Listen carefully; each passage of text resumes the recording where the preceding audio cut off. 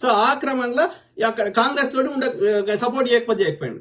మరి స్వతంత్రంగా ఉండొచ్చు కదా, బీజేపీకి ఎందుకు సపోర్ట్ చేస్తున్నావు అంటే బీజేపీ దగ్గర ఏమున్నది, సిబిఐ ఈడీ ఉంది. వీళ్ళు దోసుకునే ఏమన్నా ఆధారాలు ఆ బ్రాహ్మణ్ దగ్గర ఉన్నాయి. సో కాబట్టి వాడు సిబిఐ ఈడీ పంపించి లోపలేస్తా అన్నాడు కాబట్టి, ప్లస్ అదొకటే కాదు, అదొక పాయింట్, అదొక్కటే కాదు, అది కాకుండా వీళ్ళ స్వతంత్రం కూడా, వీళ్ళ థాట్ ప్రాసెస్ ఐడియాలజీ కూడా బీజేపీ ఉంటేనే కేంద్రంలో వీళ్ళని దోసుకొనిస్తారు, కాంగ్రెస్ ఉంటే వీళ్ళ మీద చర్యలు తీసుకుంటారు. ఒకవేళ దోసుకున్నా చాలా తక్కువ పర్సెంటేజ్ దోసుకొని ఇస్తారు, కానీ ఇట్లా గుడిలో ఉన్న లింగాన్ని దోసుకునే స్థాయిలో కాంగ్రెస్ సపోర్ట్ చేయదు కేంద్రంలో ఉంటే. సొంత ఆరోపణలు వస్తే సొంత పార్టీ చెందినటువంటి ఆయన సురేష్ కల్మాడి యొక్క ఢిల్లీ ముఖ్యమంత్రి షీలా దీక్షిత్, సో ఆమె 3 సార్లు 8 సార్లు ముఖ్యమంత్రి అయింది ఢిల్లీకి. సో ఆమె మేనల్లుడు ఆ యొక్క ఏషియా గేమ్స్ కండక్ట్ చేస్తే ఆయన మీద ఆరోపణలు వచ్చినాయి, ఈ యొక్క దోసుకున్నాడు అని చెప్పి, స్కామ్లు అని చెప్పి వస్తే ఆయనను కూడా అరెస్ట్ చేసింది. అట్లనే 2G స్పెక్ట్రమ్ అని చెప్పి కావాలని బురదలేరు, వాళ్ళు చేసింది లేదు, ఏం లేదు. అయినా ఆరోపణలు వస్తే కనిమొలిని, రాజాని, సొంత యూపీఏ భాగస్వామ్య పక్షాలైనా అరెస్ట్ చేసింది. బీజేపీ చేయమని, బీజేపీకి చెందిన ఒక్కరి మీద కూడా ఎన్ని ఆరోపణలు వచ్చినా చర్యలు ఇప్పటి వరకు తీసుకోవాలి. ఒక్కరి మీద కూడా 40% సర్కారుని ప్రజలు తిరస్కరించారు తప్ప ఒక్కరి మీద కూడా చర్యలు తీసుకోవాలి. అన్ని రకాలుగా దోసుకుంటుంది. అంటే నేను చెప్తున్నా ఇక్కడ ఓవరాల్ స్టోరీ, బీజేపీ దోసుకుంటది, ఆర్య బ్రాహ్మణులు దోసుకుంటారు. దోసుకునే కాకుండా దోసుకునే వాళ్ళందరికీ సపోర్ట్ చేస్తుంది. ఎందుకంటే వాళ్ళకి బాధ అంతా ఏంది, సిబిఐడిని పంపించేది వాళ్ళ వాటా వాళ్ళకి కావాలని, దోసుకోవద్దని కాదు. అరే దోసుకోరా, కానీ దోసుకున్న దానికి మా వాటా మాకెందుకు ఇవ్వరా అని హఫ్తా వసూలు చేస్తూ పంపిస్తుంది. సిబిఐని ఈడీని హఫ్తా వసూలు చేయడానికి, ఎక్స్టార్షన్ చేయడానికి బీజేపీ వాడుతుంది. ఎందుకంటే తప్పు చేస్తే శిక్షించాలి. సో 100 కేసులు పెడితే అది కూడా ప్రతిపక్షాల మీద పెడతారు, ఒక్క బీజేపీ నాయకుడి మీద పెట్టారు సిబిఐడి. ఓకే, ఆ ప్రతిపక్ష నేతల మీద పెట్టినవి కూడా కన్విక్ట్ కావు. కన్విక్ట్ అయితే వాళ్ళకి దోషులకు శిక్షలు పడతాయి కదా. సో అప్పుడు కొత్తోడు చేయడు కదా, వాడు అట్లా చేస్తలేడు. వాడు పంపించేది ఎందుకోసం, మా వాటా మాకు ఈరా అని ఒక రౌడీని గుండాను పంపిస్తున్నాడు అధికారికంగా. అర్థమైందా? ఎందుకంటే 100 కేసులలో 1 2 కన్విక్ట్ అయినాయి అంతే. అంటే వాడు వాటా ఇయ్యలేదు అన్నట్టు, వాడు వాటా ఇవ్వడానికి ఒప్పుకోలేదు, అట్లా అంటాడు, కన్విక్ట్ అయ్యిండు, వాడికి శిక్ష పడ్డది. మిగిలిన 99 మంది నీ వాటా నీకు ఇస్తాం రా అంటే సక్కాం అయిపోయాడు. దానికి అధికారికంగా వాడు తెచ్చిన పేరు ఎలక్టోరల్ బాండ్స్. అర్థమైందా? సో మన ఈ కరోనా సమయంలో కూడా ఆడవాడు ఫార్మాసిటీ వాడు వ్యాక్సిన్ తయారు చేసేవాడు ఉంటే వానికి సిబిఐడి పంపించారు, వానికి శిక్షల వల్లే వీని వాటా వీళ్ళు తీసేసుకున్నాడు. ఆ గేమింగ్ కంపెనీ ఆడు ప్రమోట్ చేసి ఈ ప్రమోట్ చేసి, ఆ గేమింగ్ కంపెనీ దగ్గర ఎక్కువ ఎలక్టోరల్ బాండ్స్ తీసుకున్నది కూడా ఈడే, బీజేపీ.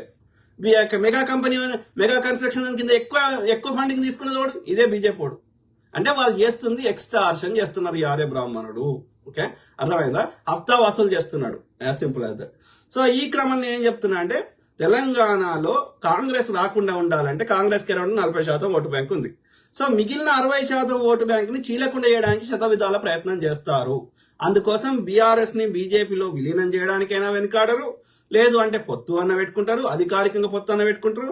అధికారికంగా పొత్తు పెట్టుకుంటే ఇవి రెండు ఒకటి అన్న భావన పోతుంది కాబట్టి అనధికారికంగానే పొత్తు పెట్టుకుంటారు.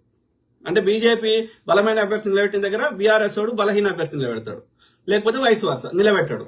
ఇట్లా ఏదో ఒక రకంగా వాళ్ళిద్దరు సహకారం చేసుకొని వ్యతిరేక ఓటు చీలకుండా చేసుకొని ఇక్కడ ఎట్లనే చేసి కాంగ్రెస్ లేకుండా చేయాలి, చేస్తేనే దోసుకోగలుగుతారు. మీరు చూడండి, ఈ పర్టికులర్ సామాజిక వర్గంలో మెజారిటీ వాళ్ళు బీహార్ నుంచి వచ్చిర్రు అని చెప్తారు. ఈ వెలమ వాళ్ళే చెప్పుకున్నారు, మనం చెప్పలేదు.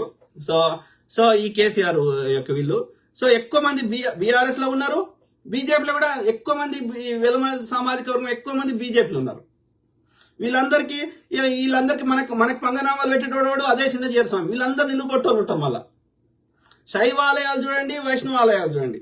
వైష్ణవాలయాలు కింద నుంచి దిగేసి ఉంటాయి, లక్ష్మీదేవికి అట్లనే ఉంటాయి, వెంకటేశ్వర స్వామికి అట్లనే ఉంటాయి, విష్ణుమూర్తికి అట్లనే ఉంటాయి. మొత్తం బంగారం దిగేసి ఉంటుంది, మొత్తం దేశంలో ఉన్న ప్రజల సంపద అంతా వాళ్ళ దగ్గరనే ఉంటుంది.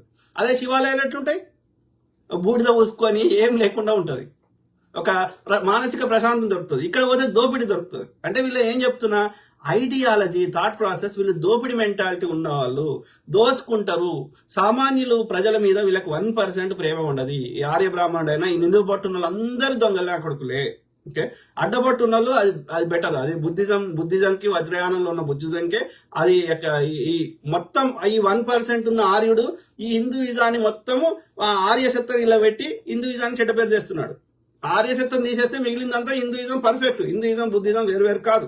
ఓకే, సో ఆ క్రమంలో కవితక్క నేను చెప్తున్నా అంటే ఏమో అది న్యూస్ పేపర్ ఫేక్ రాసిరో ఎందుకు రాసిరో మనకు తెలియదు, కానీ ఎవరేం చెప్పినా దయచేసి ఒకవేళ కవితక్కకి ఏమైంది, ఆమెను అకారణంగా ఓకే ఆమె ప్రయత్నం చేసింది, దోసుకోవడానికి ప్రయత్నం చేసింది ఢిల్లీ లిక్కర్ స్కామ్ లో, కానీ అది స్టార్టింగ్ లోనే ఆ బీజేపీ ఉద్దేశం ఏంది, ఆర్వే బ్రాహ్మణ్ది ఎవ్వరి దగ్గర దేశంలో పైసలు ఉండొద్దు, ఏ పార్టీ దగ్గర పైసలు ఉండొద్దు, ఉండకపోతే వాళ్ళ ఆర్థిక మూలాలు లేకుంటే వాడు ఎన్నికల్లో పోటీ చేయలేడు. కాబట్టి మనం మోసం చేసి గెలవచ్చు అని ఏ పార్టీ దగ్గర పైసలు లేకుండా చేస్తాడు, వాడు మాత్రం దోసుకుంటాడు. కానీ మిగతా వాళ్ళ దగ్గర మాత్రం ఏ పార్టీ దగ్గర పైసలు లేకుండా చేస్తాడు. సో ఆ క్రమంలో కవిత దోసుకునే ప్రయత్నం చేసింది కేజ్రీవాల్తో కుమ్మక్కై కానీ స్టార్టింగ్ లోనే ఆ యొక్క గవర్నర్ గారు పసిగట్టిండ్రు కాబట్టి అది దోసుకోలేదు, స్టార్టింగ్ లో ఆపేసిర్రు. అది సక్సెస్ఫుల్ అయితే ఎంతో కొంత పైసలు వచ్చేది కానీ పైసలతో ఒక్కటే కాదు కదా, ఢిల్లీ